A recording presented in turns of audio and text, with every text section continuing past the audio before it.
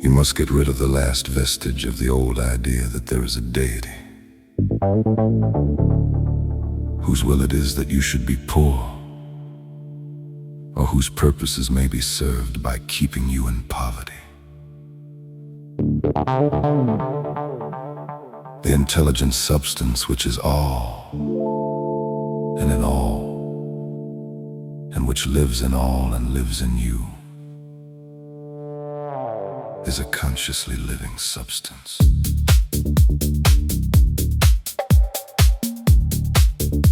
Being a consciously living substance,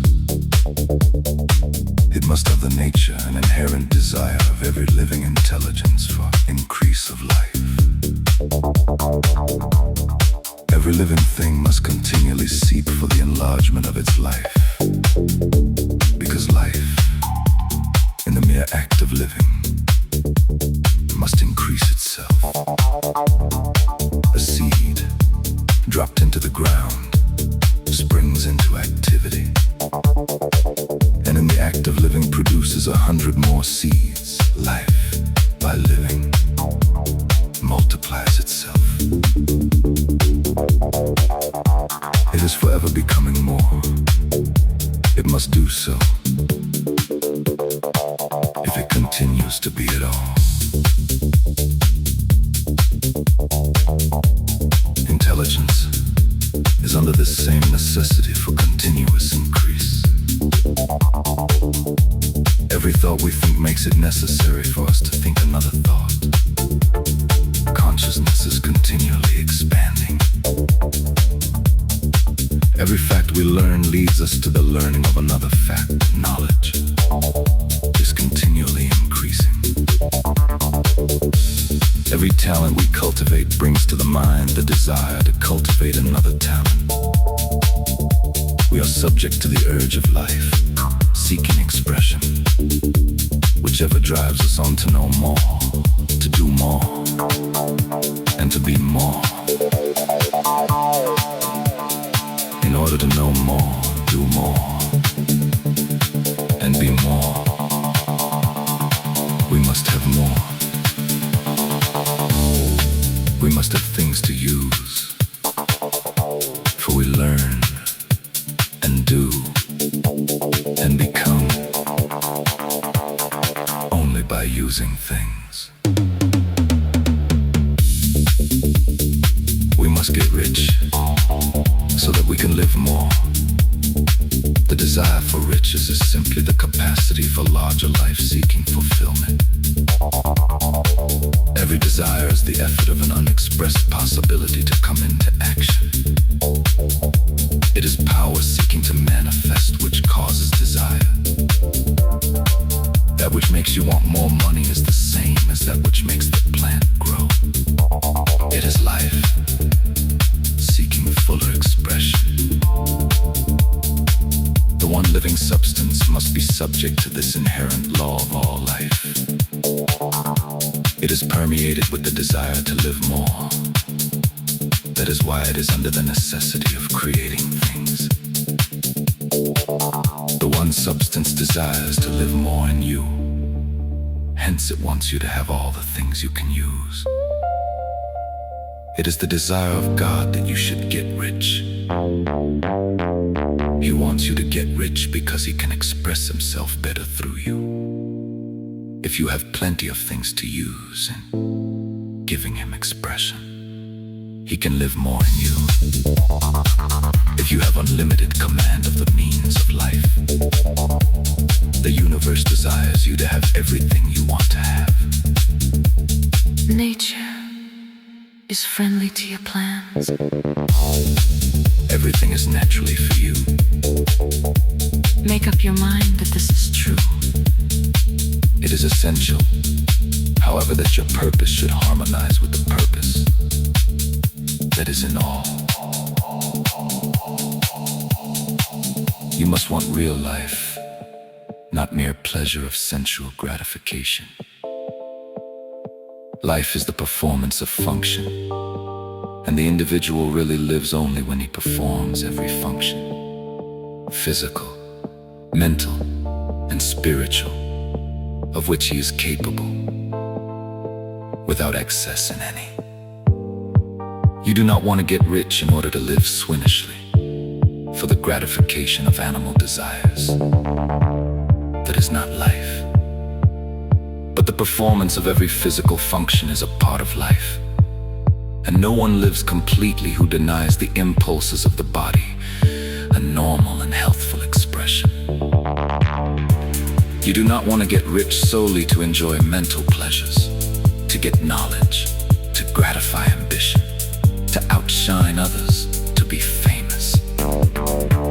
All these are a legitimate part of life. But the man who lives for the pleasures of the intellect alone will only have a partial life. And he will never be satisfied with his lot. You do not want to get rich solely for the good of others, to lose yourself for the salvation of mankind, to experience the joys of philanthropy and sacrifice. The joys of the soul are only a part of life, and they are no better or nobler than any other part. You want to get rich in order that you may eat, drink, and be merry when it is time to do these things, in order that you may surround yourself with beautiful things, see distant lands, feed your mind, and develop your intellect, in order that you may love men and do kind things, and be able to play a good part in helping the world to find truth. But remember that extreme altruism is no better and no nobler than extreme selfishness. Both are mistakes. Get rid of the idea that God wants you to sacrifice yourself for others, and that you can secure His favor by doing so. God requires nothing of the kind. What He wants is that you should make the most of yourself, for yourself and for others. And you can help others more by making the most of yourself than in any other way. You can make the most of yourself only by getting rich. So it is right and praiseworthy that you should give your first and best thought to the work of acquiring wealth. Remember, however, that the desire of substance is for all, and its movements must be for more life to all. It cannot be made to work for less life to any, because it is equally in all, seeking riches and life.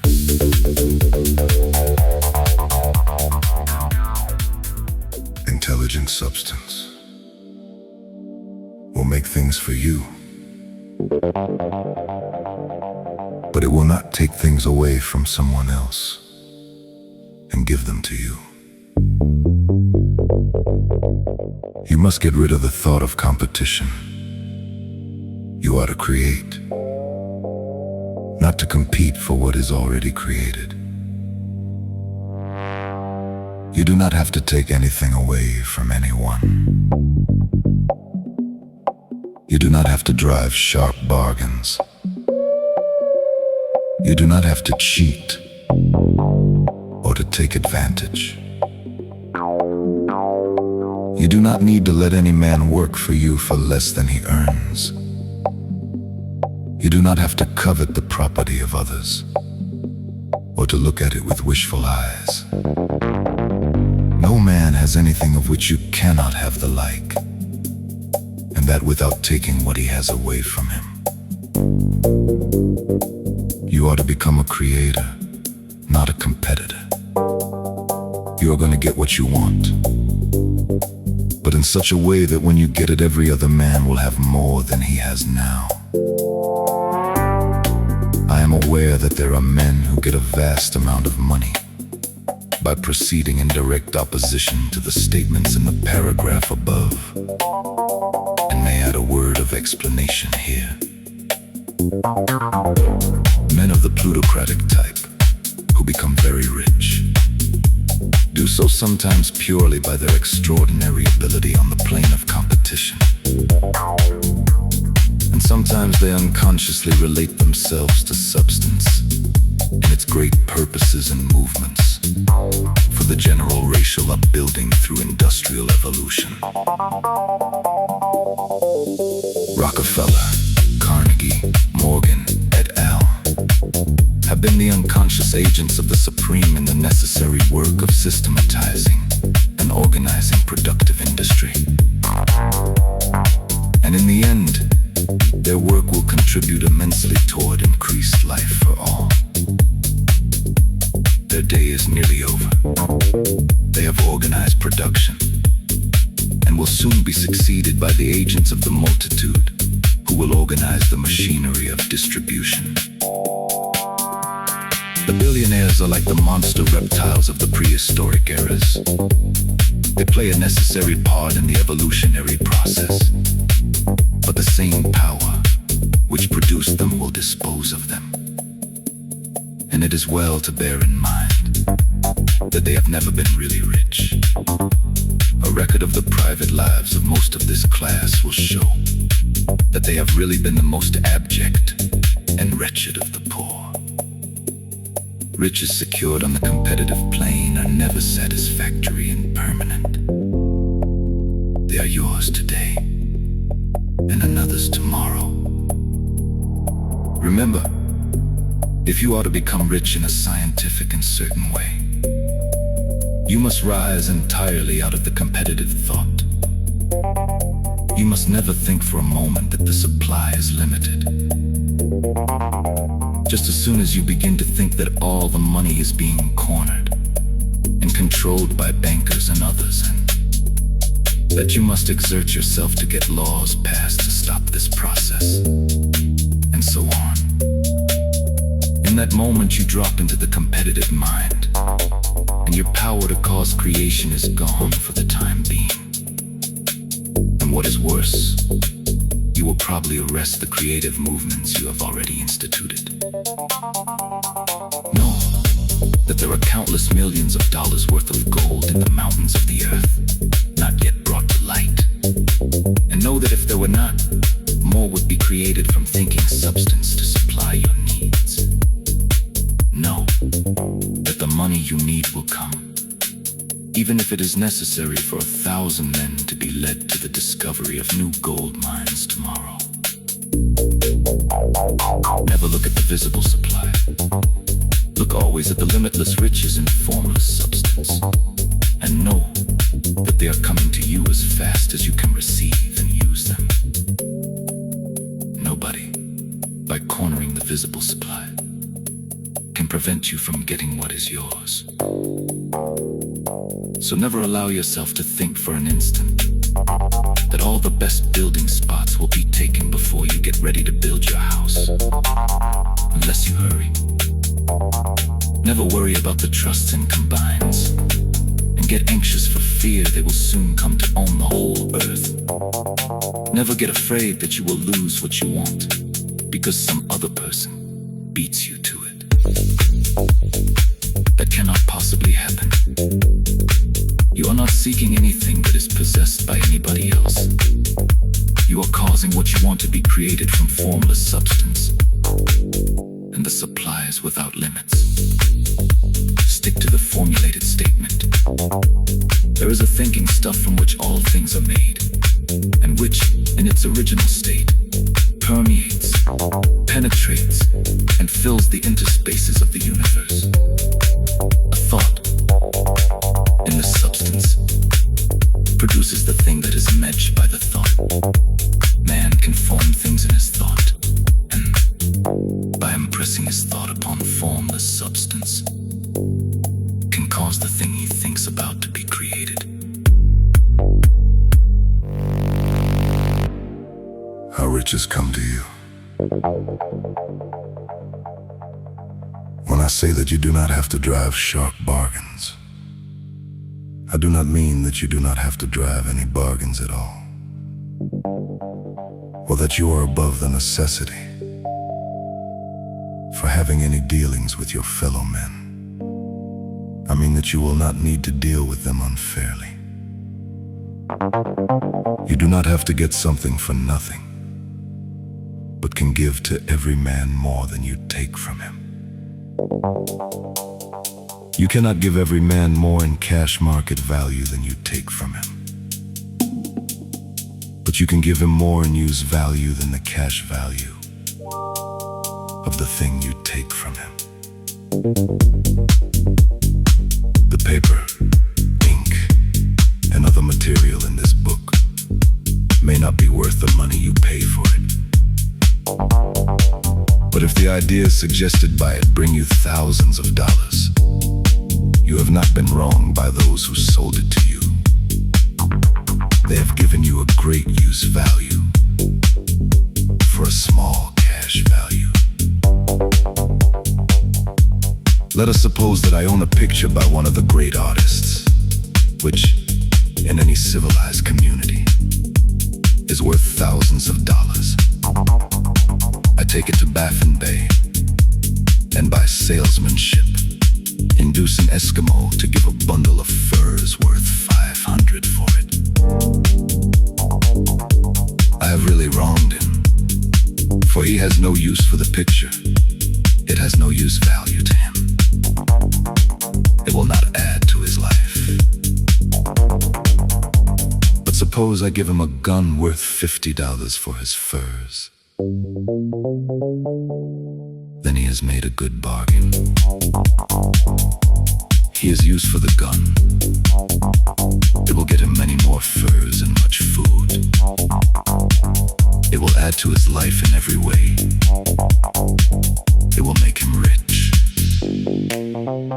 When you rise from the competitive to the creative plane, you can scan your business transactions very strictly. And if you are selling any man anything which does not add more to his life than the thing he give you in exchange, you can afford to stop it. You do not have to beat anybody in business. And if you are in a business which does beat people, get out of it at once. Give every man more in use value than you take from him in cash value. Then you are adding to the life of the world by every business transaction. If you have people working for you, you must take from them more in cash value than you pay them in wages. But you can so organize your business that it will be filled with the principle of advancement, and so that each employee who wishes to do so may advance a little every day. You can make your business do for your employees what this book is doing for you. You can so conduct your business that it will be a sort of ladder by which every employee who will take the trouble may climb to riches himself, and given the opportunity. If he will not do so, it is not your fault. And finally, because you are to cause the creation of your riches from formless substance, which permeates all your environment, it does not follow that they ought to take shape from the atmosphere and come into being before your eyes. If you want a sewing machine, for instance, I do not mean to tell you that you are to impress the thought of a sewing machine on thinking substance until the machine is formed without hands in the room where you sit or elsewhere. But if you want a sewing machine, hold the mental image of it with the most positive certainty that it is being made or is on its way to you. After once forming the thought, have the most absolute and unquestioning faith that the sewing machine is coming. Never think of it or speak of it in any other way than as being sure to arrive. Claim it is already yours. It will be brought to you by the power of the supreme intelligence acting upon the minds of men. If you live in Maine, it may be that a man will be brought from Texas or Japan to engage in some transaction which will result in your getting what you want. If so, the whole matter will be as much to that man's advantage as it is to yours. Do not forget for a moment that the thinking substance is through all, in all, communicating with all, and can influence all. The desire of thinking substance, full of life, and better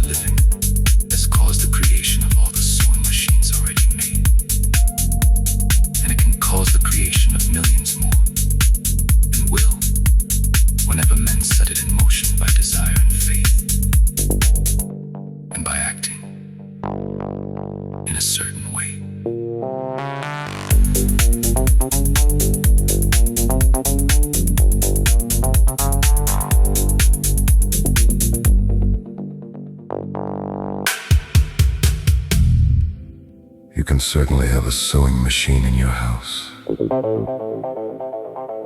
And it is just as certain that you can have any other thing or things which you want, and which you will use for the advancement of your own life and the lives of others.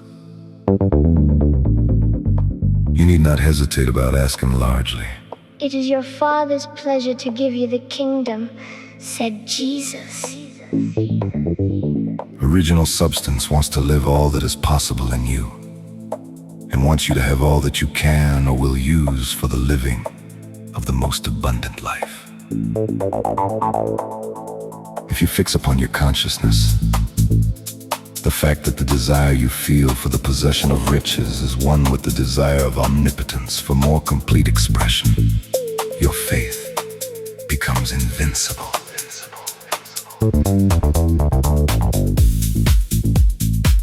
Once I saw a little boy sitting at a piano and vainly trying to bring harmony out of the keys. And I saw that he was grieved and provoked by his inability to play real music. I asked him the cause of his vexation, and he answered, I can feel the music in me, but I can't make my hands go right.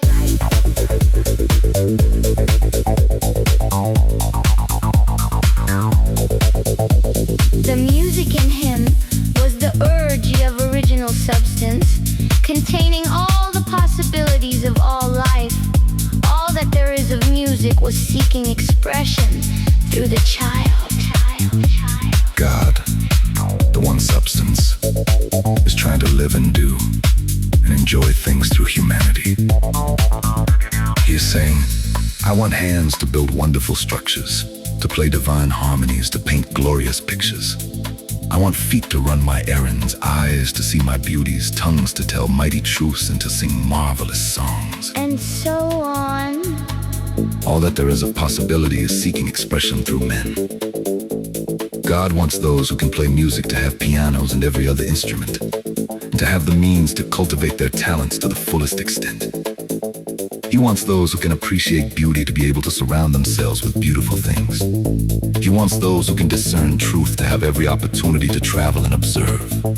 He wants those who can appreciate dress to be beautifully clothed, and those who can appreciate good food to be luxuriously fed. He wants all these things because it is himself that enjoys and appreciates them. It is God who wants to play and sing and enjoy beauty and proclaim truth and wear fine clothes and eat good foods. It is God that worketh in you to will and to do, said Paul. The desire you feel for riches is the infinite, seeking to express himself in you as he sought to find expression in the little boy at the piano. So you need not hesitate to ask largely. Your part is to focalize and express the desire to God.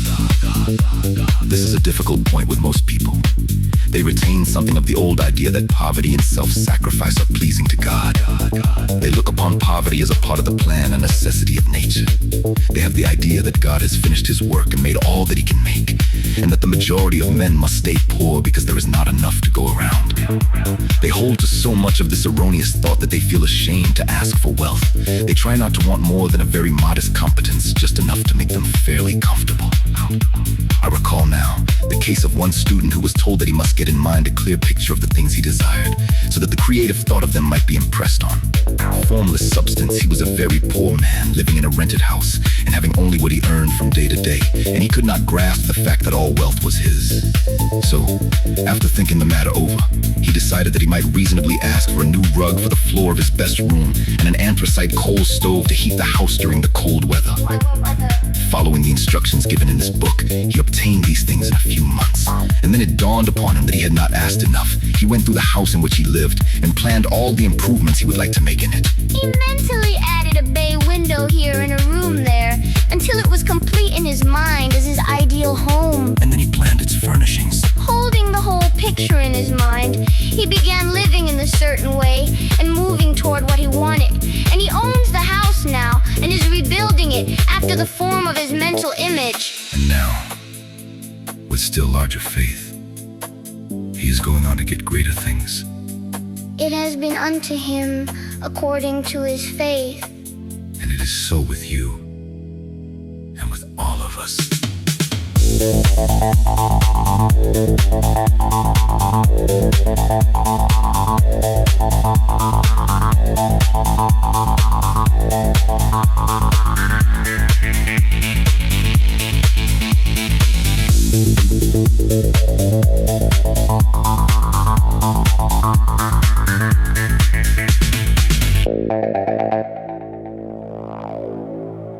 Gratitude.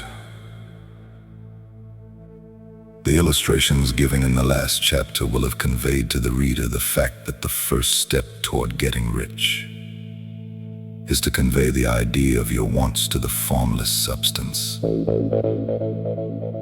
This is true, and you will see that in order to do so, it becomes necessary to relate yourself to the formless intelligence in a harmonious way.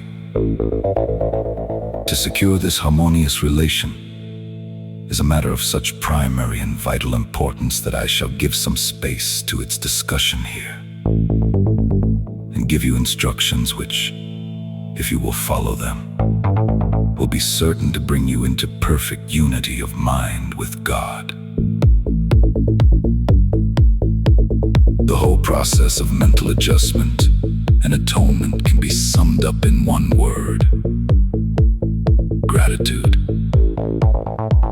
First, you believe that there is one intelligent substance from which all things proceed. Second, you believe that this substance gives you everything you desire. And third, you relate yourself to it by a feeling of deep and profound gratitude. Many people who order their lives rightly in all other ways are kept in poverty by their lack of gratitude. Having received one gift from God, they cut the wires which connect them with Him by failing to make acknowledgement. It is easy to understand that the nearer we live to the source of wealth, the more wealth we shall receive. And it is easy also to understand that the soul that is always grateful lives in closer touch with God than the one which never looks to Him in thankful acknowledgement. The more gratefully we fix our minds on the Supreme when good things come to us, the more good things we will receive, and the more rapidly they will come. And the reason simply is that the mental attitude of gratitude draws the mind into closer touch with the source from which the blessings come. If it is a new thought to you that gratitude brings your whole mind into closer harmony with the creative energies of the universe, consider it well, and you will see that it is true. The good things you already have come to you along the line of obedience to certain laws. Gratitude will lead your mind out along the ways by which things come, and it will keep you in close harmony with creative thought and prevent you from falling into competitive thought. Gratitude alone can keep you looking toward the all, and prevent you from falling into the error of thinking of the supply as limited. And to do that would be fatal to your hopes. There is a law of gratitude, and it is absolutely necessary that you should observe the law if you are to get the results you seek. The law of gratitude is the natural principle that action and reaction are always equal and in opposite directions. The grateful outreaching of your mind and thankful praise to the Supreme is a liberation or expenditure of force. It cannot fail to reach that to which it addressed. And the reaction is an instantaneous movement towards you.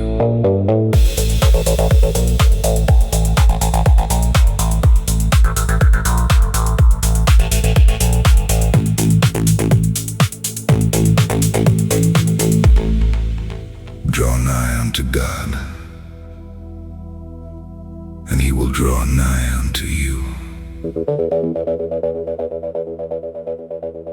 That is a statement of psychological truth. And if your gratitude is strong and constant, the reaction in formless substance will be strong and continuous. The movement of the things you want will be always toward you. Notice the grateful attitude that Jesus took. How he always seems to be saying, I thank thee, Father, that thou hearest me. You cannot exercise much power without gratitude, for it is gratitude that keeps you connected with power. But the value of gratitude does not consist solely in getting you more blessings in the future. Without gratitude, you cannot long keep from dissatisfied thought regarding things as they are. The moment you permit your mind to dwell with dissatisfaction upon things as they are, you begin to lose ground. You fix attention upon the common, the ordinary, the poor and the squalid and mean, and your mind takes the form of these things. Then you will transmit these forms or mental images to the formless and the common, the poor, the squalid, and mean will come to you.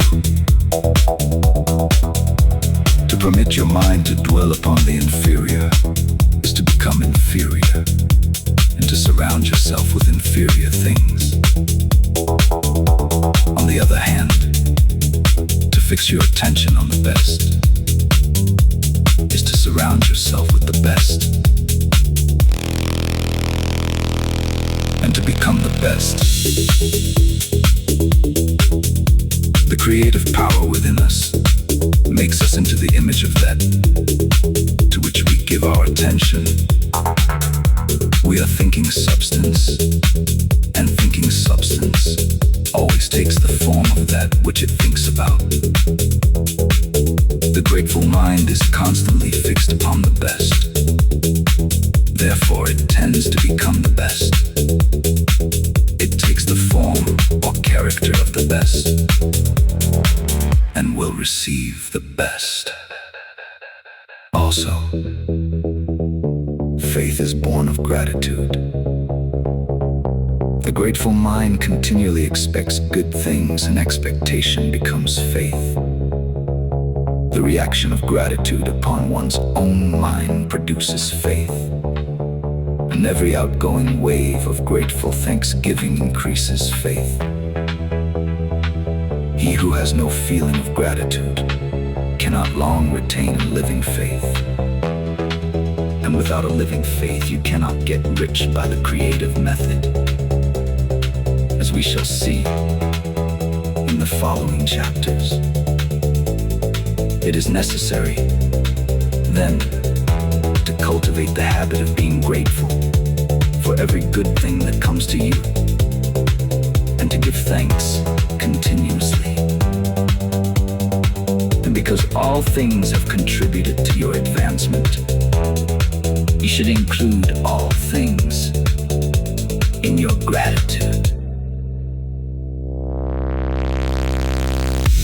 Do not waste time thinking or talking about the shortcomings or wrong actions of plutocrats or trust magnates. The organization of the world has made your opportunity. All you get really comes to you because of them. Do not rage against corrupt politicians. If it were not for politicians, we should fall into anarchy, and your opportunity would be greatly lessened. God has worked a long time and very patiently to bring us up to where we are in industry and government. And He is going right on with His work. There is not the least doubt that He will do away with plutocrats, trust magnates, captains of industry, and politicians as soon as they can be spared. But in the meantime, behold, they are all very good. Remember that they are all helping to arrange the lines of transmission, along which your riches will come to you, and be grateful to them all. This will bring you into harmonious relations with the good in everything, and the good in everything will move towards you.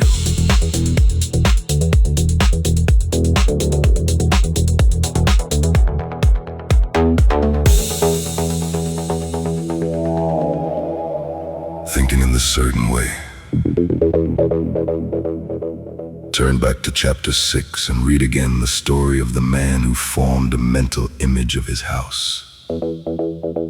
And you will get a fair idea of the initial step toward getting rich. You must form a clear and definite mental picture of what you want. You cannot transmit an idea unless you have it yourself. You must have it before you can give it. And many people fail to impress thinking substance because they have themselves only a vague and misty concept of the things they want to do, to have, or to become. It is not enough that you should have a general desire for wealth to do good with. Everybody has that desire. It is not enough that you should have a wish to travel, see things, live more, etc. Everybody has those desires also. If you were going to send a wireless message to a friend, you would not send the letters of the alphabet in their order and let him construct the message for himself. Nor would you take words at random from the dictionary. You would send a coherent sentence, one which meant something. When you try to impress your wants upon substance, remember that it must be done by a coherent statement. You must know what you want and be definite. You can never get rich or start the creative power into action by sending out unformed longings and vague desires.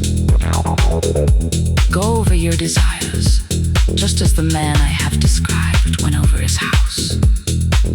See just what you want and get a clear mental picture of it as you wish it to look when you get it. That clear mental picture you must have continually in mind, as the sailor has in mind the port toward which he is sailing the ship. You must keep your face toward it all the time. You must no more lose sight of it than the steersman loses sight of the compass. It is not necessary to take exercises in concentration, nor to set apart special times for prayer and affirmation, nor to go into the silence, nor to do occult stunts of any kind. Their things are well enough, but all you need is to know what you want, and to want it badly enough so that it will stay in your thoughts. Spend as much of your leisure time as you can in contemplating your picture. But no one needs to take exercises to concentrate his mind on a thing which he really wants.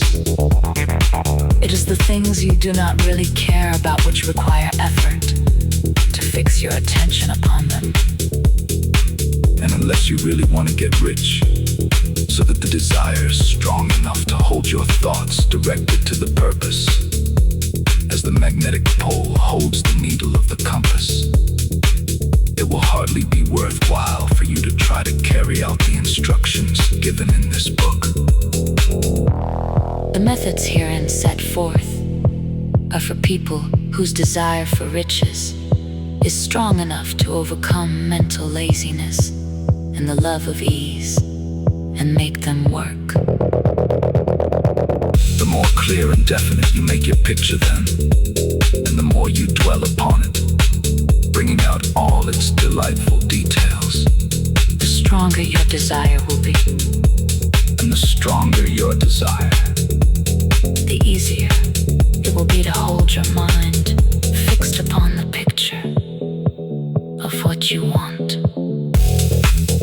something more is necessary However, than merely to see the picture clearly.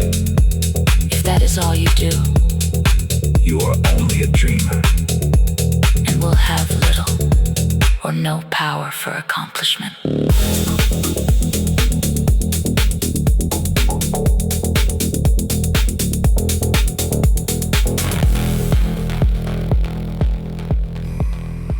Behind your clear vision must be the purpose to realize it, to bring it out in tangible expression. And behind this purpose must be an invincible and unwavering faith that the thing is already yours, that it is at hand, and you have only to take possession of it. Live in the new house mentally until it takes form around you physically. In the mental realm, enter at once into full enjoyment of the things you want. Whatsoever things ye ask for when ye pray, believe that ye receive them, and ye shall have them. Said Jesus. See the things you want as if they were actually around you all the time. See yourself as owning and using them. Make use of them in imagination just as you will use them when they are your tangible possessions. Dwell upon your mental picture until it is clear and distinct, and then take the mental attitude of ownership toward everything in that picture. Take possession of it. In mind, in the full faith that it is actually yours. Hold to this mental ownership. Do not waver for an instant in the faith that it is real. And remember what was said in a preceding chapter about gratitude. Be as thankful for it all the time as you expect to be when it has taken form. The man who can sincerely thank God for the things which as yet he owns only in imagination has real faith. He will get rich. He will cause the creation of whatsoever he wants. You do not need to pray repeatedly for things you want. It is not necessary to tell God about it every day. Use not vain repetitions as the heathen do, Said Jesus said to his pupils, for your Father knoweth that ye have need of these things before ye ask him. your part is to intelligently formulate your desire for the things which make for a larger life, and to get these desires arranged into a coherent whole, and then to impress this whole desire upon the formless substance, which has the power and the will to bring you what you want. You do not make this impression by repeating strings of words. You make it by holding the vision with unshakable purpose to attain it, and with steadfast faith that you do attain it. The answer to prayer is not according to your faith while you are talking, but according to your faith while you are working. You cannot impress the mind of God by having a special Sabbath day set apart to tell him what you want, and the forgetting him during the rest of the week. You cannot impress him by having special hours to go into your closet and pray, if you then dismiss the matter from your mind until the hour of prayer comes again. Oral prayer is well enough and has its effect, especially upon yourself, in clarifying your vision and strengthening your faith. But it is not your oral petitions which get you what you want. In order to get rich, you do not need a sweet hour of prayer. You need to pray without ceasing. And by prayer I mean holding steadily to your vision, with the purpose to cause its creation into solid form, and the faith that you are doing so.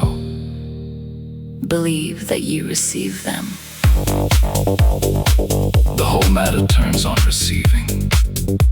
Once you have clearly formed your vision, when you have formed it, it is well to make an oral statement, addressing the Supreme in reverent prayer.